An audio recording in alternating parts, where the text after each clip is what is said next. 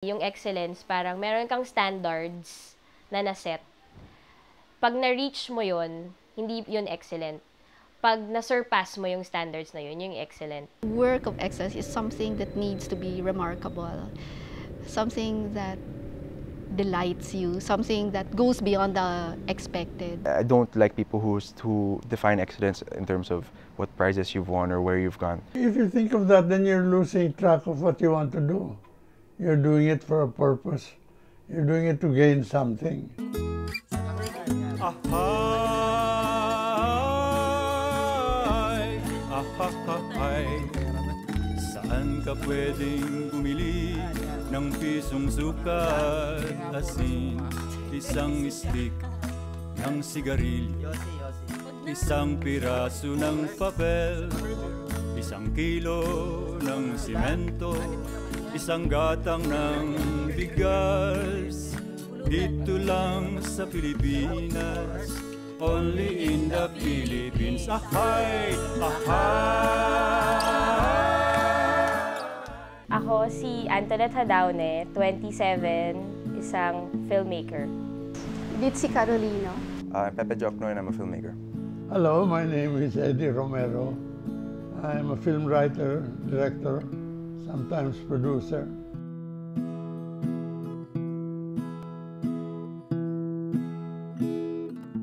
Feeling ko kaya ganon, kaya may ganong klaseng attitude na mediocrity, pwede na yan kasi yung mga taong nakapaligid din sa kanila, inaalaw yung ganong attitude. Many times, I think, kaya nagiging pwede na lang dahil deadline na eh. Kailangan ng i-air, so wala nang panahon in order to improve the work. You know the triangle? Good, fast, cheap. If you pick good and fast, it's not going to be cheap. If you pick fast and cheap, it's not going to be good. If you pick good and cheap, it's not going to be fast. In the beginning, I couldn't choose the cast I wanted. The studio decided. Sampaguita. It's only quite a bit later when I began to assume total control. Well, not totally, because I was also writing for American companies. Para pala kayong si Kevin Bacon, ay. Sino yun? I have been waiting for this moment for all my life. Hindi ko siya ginagawa ng every 3 months may short film ako.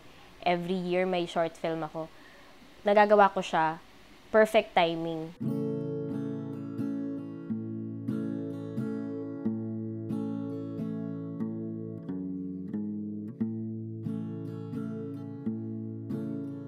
Kulit mo yawa mo rin. Ako na inakuha na nun. Ano tayo screen mo? Ano na nun? Nakita ay video? Ubus mo. Wala. Sir, ano man, sir? Aon sa mga sir? Aon sa mga ha? Aon sa mga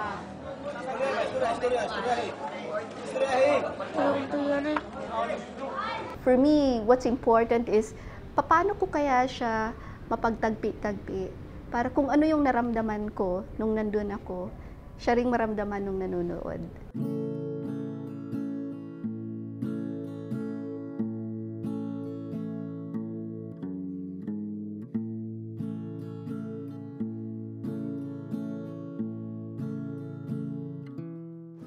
Hoy!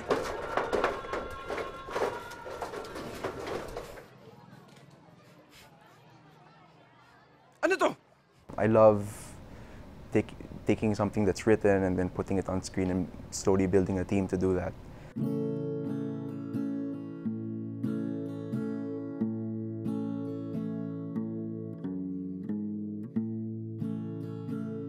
Salamat, makakarating din kami sa Maynila. Ay, pang Maynila ba kayo? Oo. Pwede bagang makasabay? Eh, kami na hong bahala sa pagkain namin. Pero marami pa kaming dadaan ng bayan para magpalabas. And I like directing because you deal with people, and it's very challenging to work with one particular individual.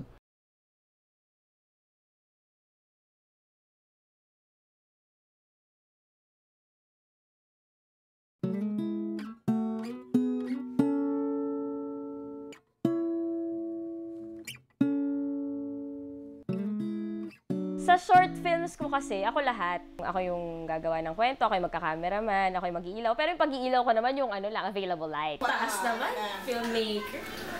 Charing delegate, charap. Lumaki ako na mas comfortable sa Tagalog kaysa sa English. Kasi pinapabasa sa akin ng nanay ko, nasa Tagalog. Pinakilala niya sa akin yung funny comics, Liwayway magazine, sa age na 5, nung high school sa St. Paul. Meron kaming elective ng 4th year high school. Tinake ko yung video production. Wala akong idea tungkol sa short films. Doon ko na-realize, yun yung path na gusto ko, na short films. Na doon ko palang nalaman na may ganun palang pwedeng path.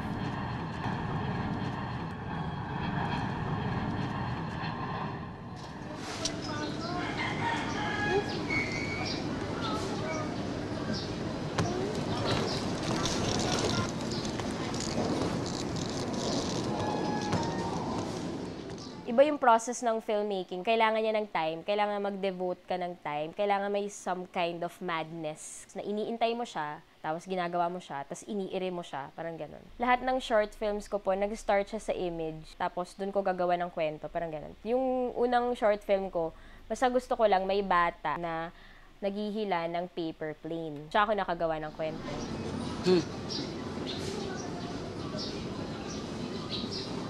Akin na yan. Ayoko. Akin na sabi.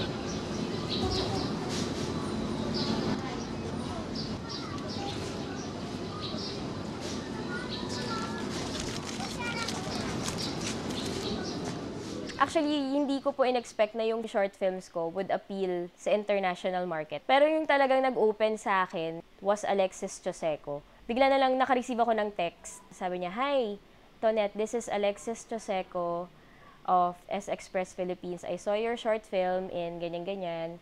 I'd like to get a copy and if you have any other films, gano'n-gano'n."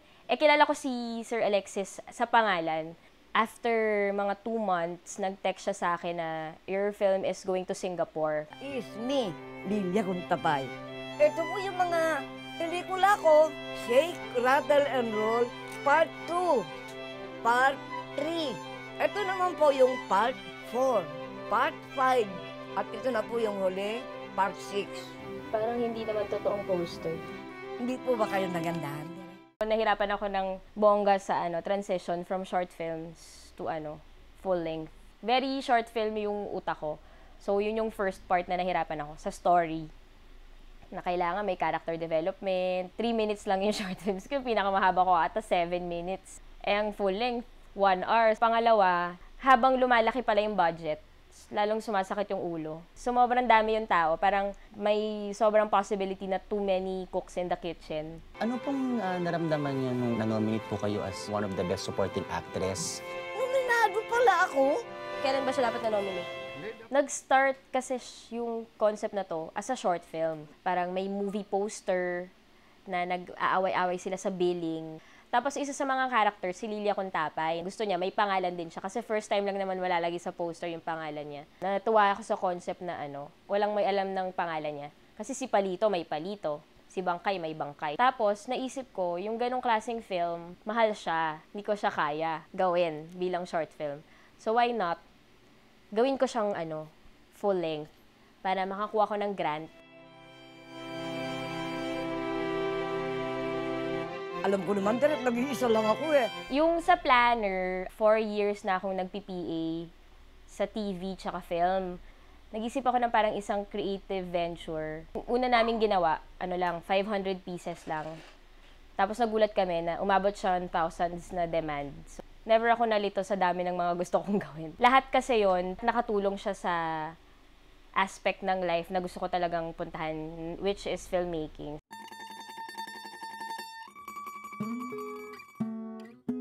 May lesson yan eh. Lahat na makukuha mo is taga. Small budget can be a means for an artist to explore. Kung ako ay nagtigil, hindi ako magiging manunulat ngayon. Pag national artist ka, parang nagiging articulator at saka catalyst sa art.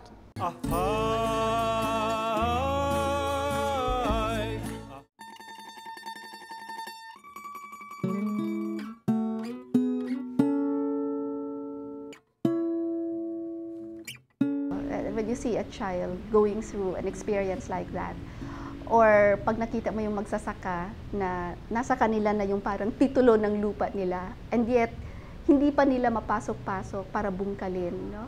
It makes you sad, but then later it makes you angry, and then you realize you just have to do whatever you can as a filmmaker to get this story out to a wider public.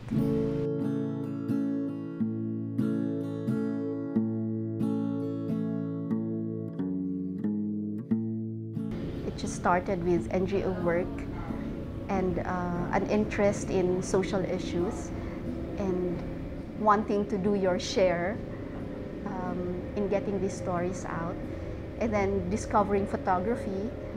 Hindi ko nga alam na may artistic bone ako. Mahilig akong sumayaw pero nothing in the visual arts. But when I took this workshop sa NGO, someone said, alam mo parang may mata ka. So parang na-encourage ako. Sometimes it's a story that just comes to my attention.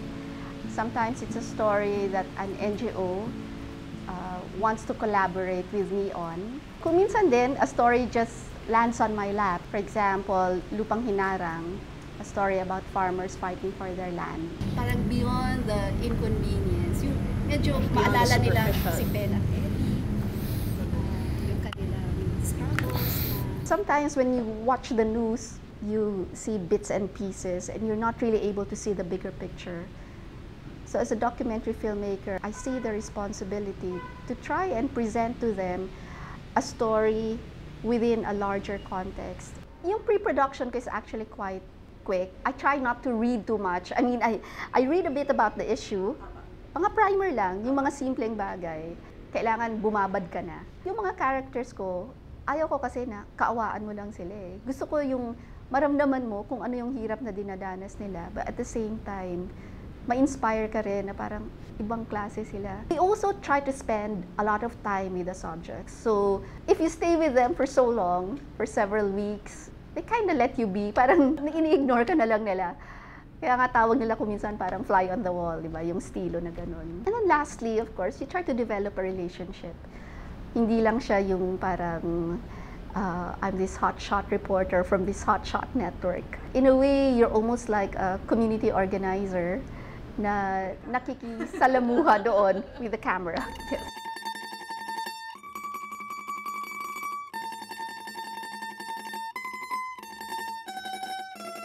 I do such serious social issue documentaries, but I actually like to laugh when I watch movies. And so I try to incorporate yung mga humorous bits into my documentary. It's never really just black and white. It's like, wala, like anyone, dahil Pinoy siya, mahilig siya magpatawa, mahilig siyang kumanta, and all of the above.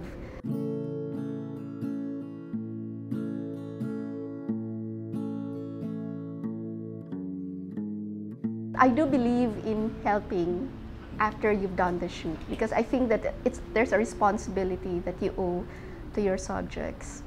You don't just come into their lives for a few days, a few weeks, and then that's it. Nagkaroon na ng screening fees kasi we would show the film in schools. Students would pay to watch the film. At kung ano yung nalilikom namin na screening fees, there's a percentage that we set aside. Tapos in the course of mga 3 years na napagpalabas ng pelikula, nakaipon din kami, and part of the money we used to buy a lot in Payatas. Tapos may nakapanood na architect at saka contractor, sabi nila, magkano yung natiran yung pera? Meron pa kaming 200,000. Sige, kaya natin gumawa ng bahay para sa kanila. So gumawa sila ng 2-story house para kay Ben at Eddie. Kasi dinimolish na nga yung mga nakatira sa may riles ng tren. And then we had some money na ginamit for caregiving school para dun sa 2 nilang anak. So parang feeling ko nga, documentary filmmaking found me rather than me finding documentary films.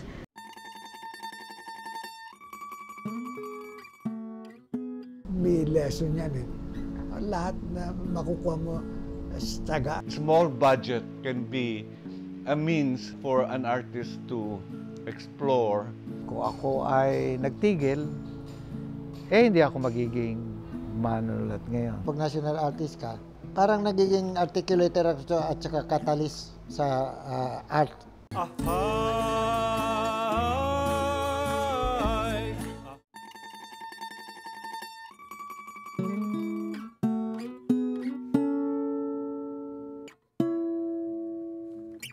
The film I discovered in high school. Every year, kasi in Filipino class, we had to make these short films as our final project. That's when I started directing my classmates, saying, hey, I can order people around, so this is a good job. It's only after I made my first film 2 years ago that I really started, like, I go to the movie house every week and watch a movie. So for me, yung entry ko into film was not watching it. It was more of the process of doing it. The mayor is behind it, all part of his anti-crime campaign. My first job was writing. I started working when I was 17. My mom's a writer. My first article was a critique of the MMFF movies, where I bashed every single one of them. I won't do that anymore. I can't do that anymore. But it was really fun. I was at an event once, and then Mark Maley comes up to me and says, "Oy, nasa hit list ka na daw ni ganun so-and-so." Years later, na-meet ko si so-and-so, and he's a very nice guy. I really wasn't trained to be a writer at all. That's actually how I learned to have like thicker skin, I guess, which prepared me for film. Yeah, the process of having something that's written and then slowly building that, and then having this one team to make something in the end, and then in the end you can see it on screen. So that was the process I fell in love with. The next film I'm doing, it's a story about a little boy and his grandfather. You know what they tell you, kasi films have to be secretive about what you're doing. Na don't tell your stories to people because they might steal your idea. Actually, I found out that that's actually the worst thing you can do. Every chance I get to talk about it, I do actually. And then you realize little things along the way. And that's where you get your rewrites.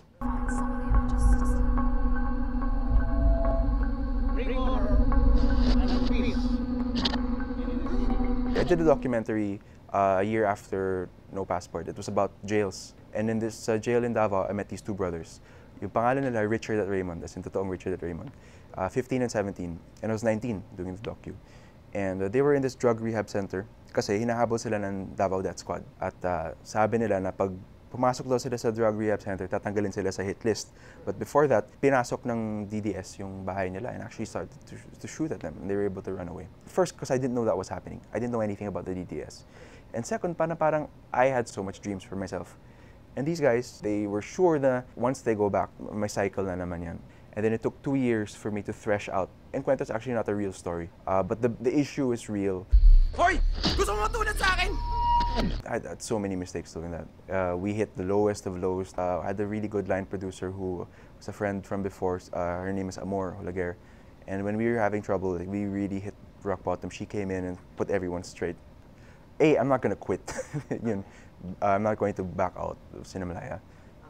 And it was a story that I really felt needed to be told, and a film that I really wanted to come out.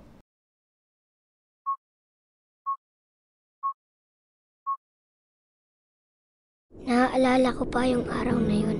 One of my teachers was Neil Daza, excellent cinematographer. And one of the things he said was, you know what, I'm not going to give you the steps of how to do cinematography. Because with every project I do, I constantly relearn how to do things. All of the things that you learn are just background to having to work with people. I was lucky enough to surround myself with people who knew what they were doing. Uy, dahan-dahan lang!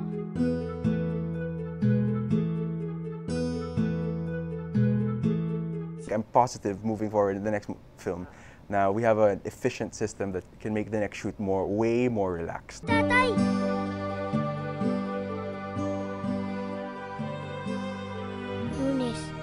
Kinuha nila ang tatay ko. You have to know why you're telling the story. It has to be clear. I enjoy going out and telling people about films, the whole process of having to work with distributors and producers. It's fun.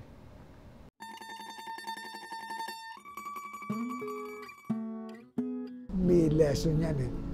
Lahat na makukuha mo taga. Small budget can be a means for an artist to explore. Kung ako ay nagtigil, hindi ako magiging manunulat ngayon. Pag national artist ka, parang nagiging articulator at saka catalyst sa art.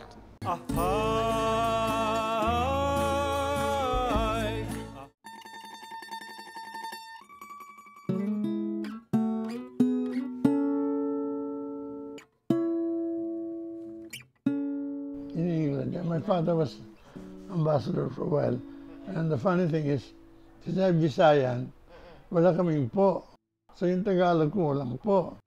So when I came back to Sampaguita, Senator Vera, who was a very formal person, said, "My God, you're a very rude speaker."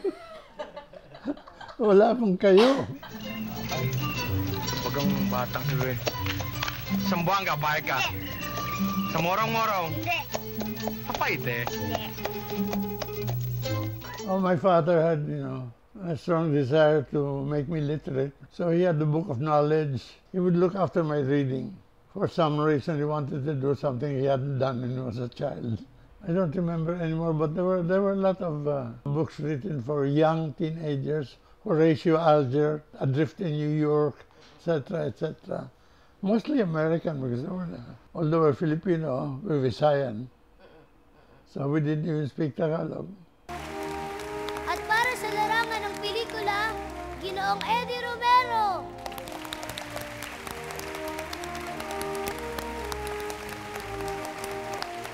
I always liked writing dialogue. Most of my short stories for the Free Press were comedies.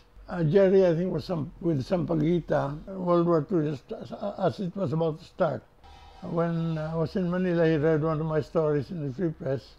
So he called me, asked me to get together with him, and then he asked me to write for him. So that's how we started. And we had a very auspicious start. Our first movie was a classic. It was called Ang Maestra, starring Rogelio de la Rosa and Rosa del Rosario, the biggest stars in the country at the time. It's not a matter of how correct the awards are, because there will never be any way to prove that. But the fact that awards exist, they feel a great need, which is a need for recognition, even among those who do not win the awards, because the possibility is always there. And then it came out, it was a big success, and then the war broke out. And by the time the war ended, I was already 21. Jerry was in Sampaguita, so I went to Sampaguita. And even after he left Sampaguita, I became a director at Sampaguita. And artists, are essentially children. The main quality is innocence, or they wouldn't be artists. Some of them may be malevolently innocent. I still was writing in English. I still can't write in Filipino.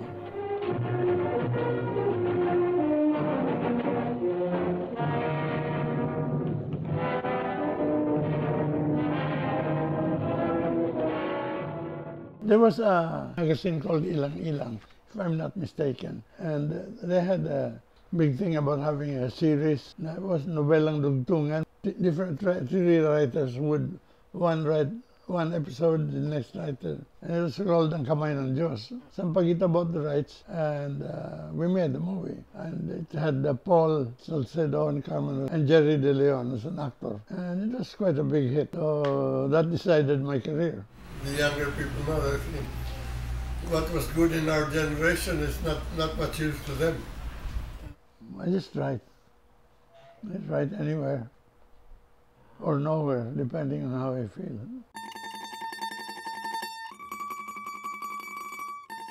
They have a vision, which is the way the world should be, or the way they would like to see the world, and that vision is very important. It's the essence of civilization. And anything that encourages that gives it encouragement, is valid. So I don't care how wrong an awards giving body may be. Its existence is still justified by that factor. Kung gagawa ka na isang bagay na may alinlangan, napilitan, may pag-uudyok ng iba, maraming tanong, pera ang dahilan. Hindi siya more or less, hindi magiging excellent work.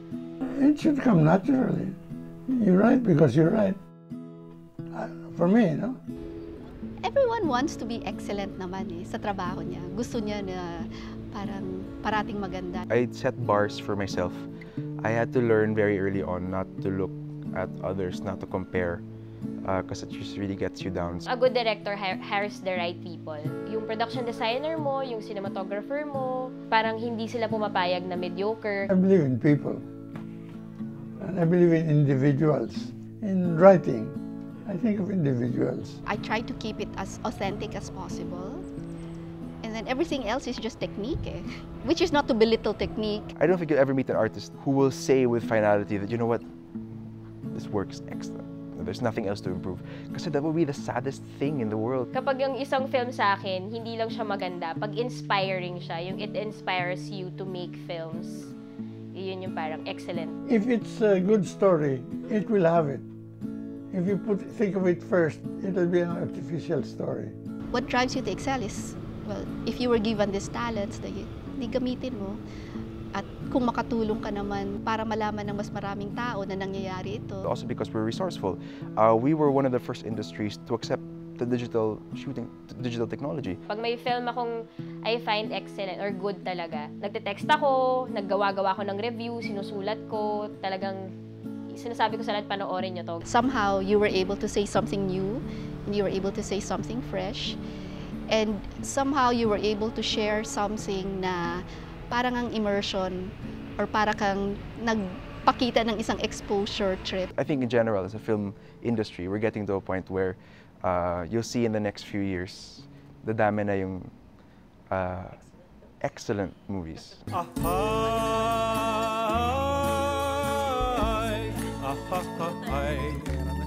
Saan ka pwedeng bumili ng pisong sukat, asin, isang stick ng sigarilyo, isang piraso ng papel, isang kilo ng simento, isang gatang ng bigas. Dito lang sa Pilipinas, only in the Philippines. Ahay! Ahay! Ahay! Saan ka makakatagpo sa bawat banyo ng tabo? Sa halip ng hintuturo, ang panturo ay nguso. Bukang bibig, malapit lang, tatlong bundok man ang layo. Dito lang sa Pilipinas, only in the Philippines. Ahay! Ahay!